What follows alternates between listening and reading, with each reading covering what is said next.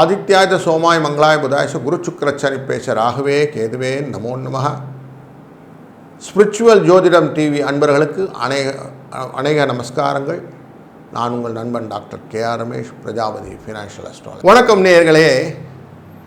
நார்மலாக நமக்கு பூமிகாரகன், தைரியகாரகன், எதையும் சாதிக்க வேண்டிய திறமைகாரகன் அப்படின்னு சொல்ல, போல்ட் மைண்டட் ஹார்ட் அப்படின்னு சொல்லக்கூடியது, பிளட் பாயில்டு பர்சன் அப்படின்னு சொல்லுவான். இரத்த கொதிப்புள்ளவர்கள், வேகமாக எதையுமே முடிவெடுத்து விடார்கள், அப்புறம் தான் விவேகத்தை பற்றி யோசிப்பார்கள் அப்படின்னு சொல்லக்கூடிய எல்லாம் அந்த செவ்வாய் ரிலேட்டடாக வந்துடும்.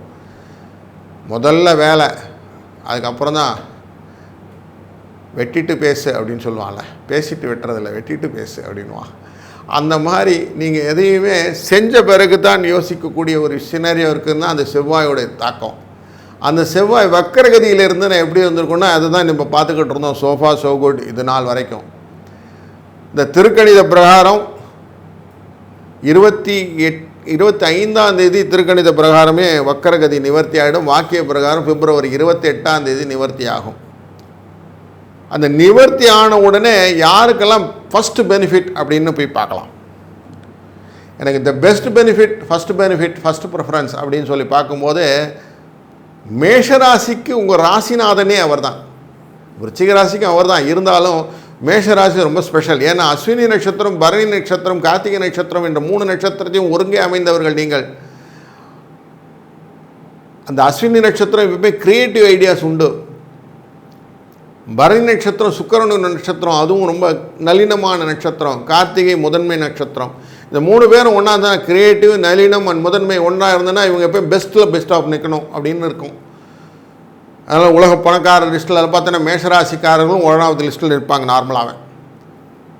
ஸோ அப்படி பார்க்கும்போது எப்பயுமே நான் நல்லா இருக்கணும் சார், ஏன்னு தெரில, ஏதோ ஒன்று ஸ்ட்ரக் ஆச்சுன்னா இந்த உங்கள் ராசிநாதன் வக்கரத்தில் இருந்தார் பார்த்தீங்களா 3ஆம் இடத்துல, அதனால தான் இன்னும் தெரிஞ்சிங்க.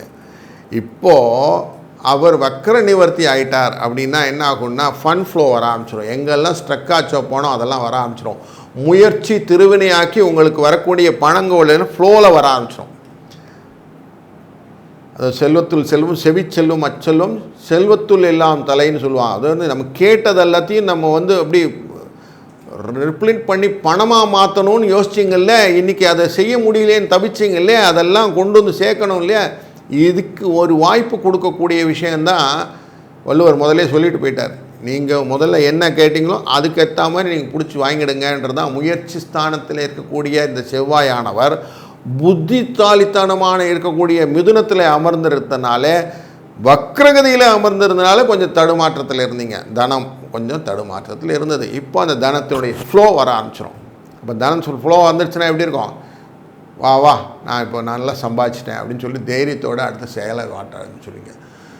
ஓகே, உங்களுக்கு லாபத்தான அதிபதியும் லக்னத்தின் அதிபதியும் அவர் தான், 8க்கு அதிபதியும் அவர் தான். அப்படின்னா நீங்கள் எதிர்பார்க்காத இடத்துலேருந்தெல்லாம் பணம் வரும்ன்றது தான் அங்கே குறிப்பு. நீங்கள் எதிர்பார்க்கவே இல்லை சார் நான் இங்கேருந்து பணம் வரும்னு, அங்கெல்லாம் பணம் வந்துச்சு சார், சடசடன் பணம் வரும் அப்படின்னு சொல்லுவாங்கள்ல, அந்த சடசடன் பணம் வர ஆரம்பிச்சிடும். உங்கள் பூமியெல்லாம் விற்காத பூமியெல்லாம் விற்க ஆரம்பிக்கும். அந்த வாங்கிறதுன்றது புதுசாக வாங்கிறதெல்லாம் வாங்க ஆரம்பிப்பீங்க. Expansion programmes of your real estate related matters எல்லாம் நல்லது நடக்கும். இதெல்லாம் ரொம்ப நல்ல விஷயமாக பெருநீளாக நிறைய ஃப்யூச்சர்லேயும் நிறைய வரக்கூடிய ஒரு ஆப்பர்ச்சுனிட்டியை இந்த வக்கர நிவர்த்தி உங்களுக்கு ஏற்படுத்தி கொடுக்கும். அது ஒரு ப்ளஸ் பாயிண்ட்டு. இதே போல் இன்னொருத்தருக்கு ப்ளஸ் பாயிண்ட் இருக்குது. அது நத்திங் பட் சிம்மராசி. சிம்மராசிக்கு எப்படி இருக்குன்னாக்க, அவருக்கும் நல்ல லாபத்தை கொடுக்கக்கூடிய இடத்துல தான் இந்த வக்கர நிவர்த்தி ஆறுது. இவருக்கு 9ஆம் அதிபதியும் அவர் தான், 4ஆம் அதிபதியும் அவர் தான்றதுனாலே இவர் கொடுக்கக்கூடிய பலன்களும் நல்லதாக அமைய போகிறது. மனை வாகனம் அப்படிலாம் வாங்கணும்னு ஆசைப்பட்டீங்களே, வீடு மனை வாகனம்னு சொல்லக்கூடிய 4ஆம் இடத்து விஷயங்கள், அதனுடைய லாபங்கள் வரணும், பூர்வ புண்ணிய ஸ்தானத்தின் பிரகாரம் வரணும்லாம் எதிர்பார்த்து இருந்தீங்க இல்லையா. இது எல்லாத்தையும் உங்களுக்கு வைடு ஓப்பன் பண்ணி கொடுத்துருவார். இந்தா வா வாங்கிக்க, எல்லாத்தையும் பண்ணு. புதுசாக வெஞ்சர்லாம் க்ரியேட் பண்ணணும்னு ஆசைப்பட்டீங்க, அந்த வெஞ்சர்லாம் க்ரியேட் ஆகும். நீங்கள் கடகடன்னு எல்லா விஷயம் செய்ய ஆரம்பிச்சிருவீங்க. ஒரு சின்ன ஒரு ஃபேக்ட்ரி ஆரம்பிக்கணும் ஆரம்பிச்சிங்க, இதை ஆரம்பிச்சிருவீங்க, இதெல்லாம் கிடுகிடுன்னு ஆரம்பிக்க ஆரம்பிச்சிருவீங்க. தெரியவே இல்லைங்க எப்படி பண்ணேன்னு. என்னவோ வந்தது, அவங்க வந்தாங்க காசு கொடுத்தாங்க, இவங்க வந்தாங்க காசு கொடுத்தாங்க, எப்படி பண்ணேன், காசுலாம் அப்புறம் பார்த்துக்கலாங்க பண்ணலான்னு சொல்லிட்டாங்க. அந்த தைரியத்தை வச்சு குருட்டு தைரியம்னு சொல்லுவோம். அசட்டு தைரியம் இல்லை, குருட்டு தைரியம். அந்த தைரியம் வந்த உடனே கடகடன்னு வேலை ஆரம்பிச்சிடும். எதையும் முன்னின்று முதல்ல கால் வைக்கிறது தான் கஷ்டம். உங்களுக்கு முதல்ல கால் வைக்கிறதுக்கு மனசு வந்துடும். நான் செய்கிறேன் சார் பார்ப்போம் அப்படின்னு நீங்கள் ஃபஸ்ட்டு ப்ரையாரிட்டியில் போய் நிற்பீங்க. நீங்கள் இருக்கிற தைரியத்தில் 4 பேர் வந்துடுவான். அப்படி 4 பேர் வர ஆரம்பித்தோடனே பணம் ஆட்டோமேட்டிக்காக வந்துடும். இப்போ உங்களுக்கு ஏற்கனவே உங்களுக்கு கீழே நிறைய பேர் இருக்காங்க ஒர்க் பண்ணுறதுக்கு. அவங்க எல்லாரையும் கொட்டுக்கோப்பாக கூட்டு போகிறதுக்கு தான் இப்போ யோசிச்சிங்க. இது வந்துருச்சு ஆப்பர்ச்சுனிட்டி, இந்த கொஞ்சம் பண்ணிங்கன்னா கடகடன்னு நீங்கள் எதிர்பார்க்காத வேலைகள்லாம் நடக்க ஆரம்பிச்சிடும். ஏற்கனவே நான் ரியல் எஸ்டேட் பண்ணிகிட்டு இருந்தேன் சார், ஸ்டக்காக நிற்கிறேன் சார் இப்போ ஸ்டார்ட் பண்ணுங்கள், திருப்பியும் ஸ்டார்ட் ஆகிடும். ஏற்கனவே கொஞ்சம் ஆட்டோமொபைல் இண்டஸ்ட்ரீஸ்லாம் வச்சுருந்தேன் சார், கொஞ்சம் ஓடலை சார், இப்போ ட்ரை பண்ணுங்கள் சார், ட்ரை பண்ணி ஓடுவோம் சார். இண்டஸ்ட்ரியில் ரொம்ப சுணக்கமாக இருந்தது, ஃபேக்ட்ரியில் இருக்கிற லோன்ஸ்லாம் கொஞ்சம் செட்டில் ஆகலை சார், இப்போ ட்ரை பண்ணுங்கள் சார், செட்டில் ஆகிடும். இப்படி ஒன்று இப்போ செய்யுங்க சார்னு இப்போ ராமசாமின்னு சொல்லுவாங்க, அந்த மாதிரி இப்போ செய்யுங்கன்னு சொல்லுவான். அந்த மாதிரி இப்போ செய்கிறது அப்படின்னு மைண்டில் வச்சுக்கோங்க. கடன்னு உங்களுக்கு வேலை ஆரம்பிச்சிடும். அப்படி நடந்ததுன்னா எப்படி இருக்கும், சந்தோஷம் தானே.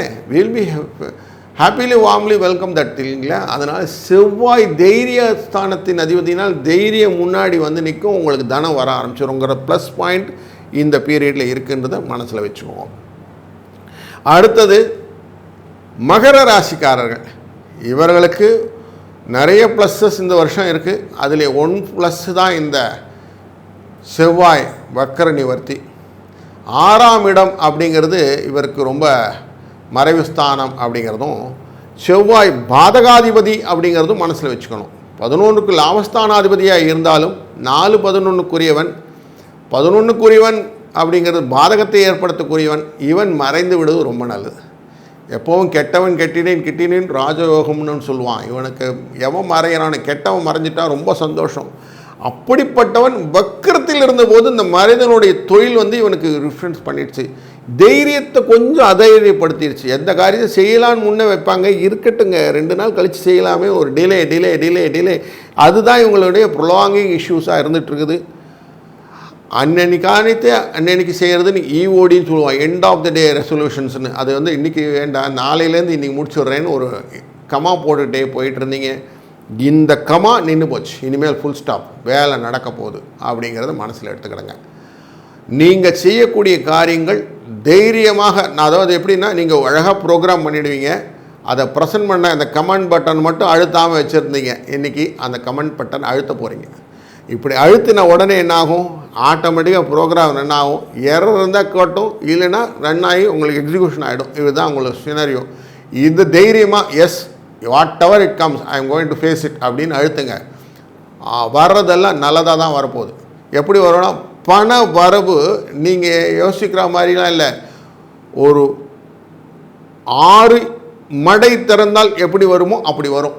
அதை மைண்டில் வச்சுக்கோங்க. ஒரு 6 வெள்ளம்லாம் வருது இல்லையா, அது மாதிரி 6 அந்த அணையிலேருந்து திறந்து விட்டோன்னே அப்படி ஃப்ளோ வருது இல்லையா, அந்த மாதிரி ஃப்ளோ வரும் அப்படிங்கிறத மைண்டில் வச்சுக்கிட்டிங்கன்னா, இந்த ஃப்ளோவோட தைரியமோடு சேர்ந்த தைரிய லக்ஷ்மி அப்படி கொட்டுவோம்.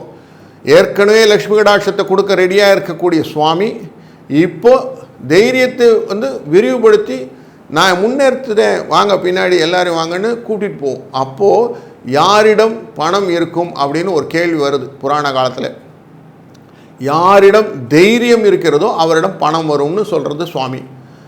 ஏன்னா தைரியம் வந்துடுத்துனா அவர்கிட்ட போர் குளம் இருக்கும், அதை வச்சுட்டு சம்பாதிச்சிடணும். அவங்கக்கிட்ட குடும்பம்லாம் இருக்கும், அந்த குடும்பத்தை காப்பாற்றணும். என்ன வரும், அவங்க கூட சுற்று சூழ்நிலையில் இருக்கும்போது அந்த குடும்பத்தை காப்பாற்றுற அந்த சூழ்நிலையினால் இவருடைய வளர்ச்சி ஏறும். அங்கே சுவாமி எப்பவுமே அனுகிரகமாக இருப்பார் அப்படின்னு சொல்கிறதுனால, எங்கே தைரியம் இருக்கிறதோ அங்கே பணம் வரும் அப்படிங்கிறதுனால, தைரியம் 6ஆம் இடத்திலே மறைந்திருப்பது, மாரகாதிபதியாய் மறைந்திருப்பதனாலே மகர ராசிக்கு அனைத்து விதமான பலன்களையும் கொடுக்கக்கூடிய நல்ல ஒரு வாய்ப்பு இந்த காலம். இந்த வக்கர நிவர்த்தி அப்படிங்கிறத மைண்டில் வச்சுக்கிட்டிங்கன்னா ஒரு நல்ல ஒரு சினரியோ உங்கள் வாழ்க்கையில் 3 ராசிக்காரர்களுக்கும் சுபிட்சமான வாழ்க்கை அமையட்டும். அதற்கு முருகப்பெருமானின் திருவருளும் அவருடைய ஆசியும் நமக்கு எப்போதும் இருக்கட்டும் என்று கேட்டுக்கொள்கிறேன். வாழ்க வளத்துடன்.